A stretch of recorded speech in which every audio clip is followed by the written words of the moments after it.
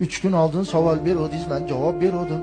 Ota-onamga bildirmasdan Qur'on yodlasam bo'ladimi dedingiz? Ha dedim.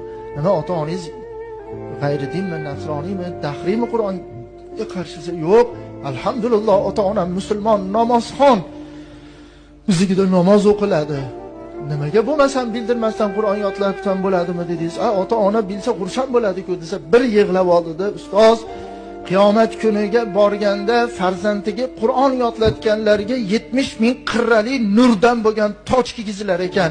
Har bir qirrasida bittadan gavhar bo'lar ekan va 70 ming farishta ko'tarib turadigan nurdan bo'lgan taxtiravon berilar ekan va 70 mingta farishtani berar ekan, ko'tar otasini, onasini deb.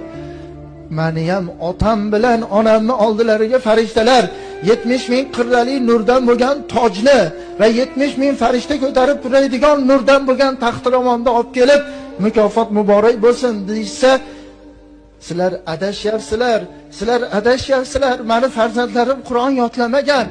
Buni farzandini Qur'on yodlatganlarga olib boringlar desa, Alloh taolo seni falonchi qizing sizlarga bildirmasdan Qur'on yodlagan edi, shuni mukofoti desa, otam bilan onamni ko'zidan xursandchilik yoshini oqishini xohlayman. Shuning uchun bildirmasdan yodlasam bo'ladimi dedim. 29 pora Qur'onni yodlab takrorini qilib bo'lganman.